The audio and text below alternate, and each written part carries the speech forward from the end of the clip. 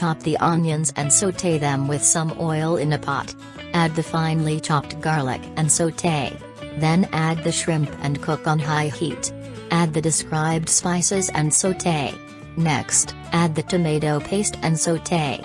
Now, add the hot peppers, dried lemons, fenugreek leaves, and fresh cilantro. Sauté and then remove 3/4 of the mixture from the pot.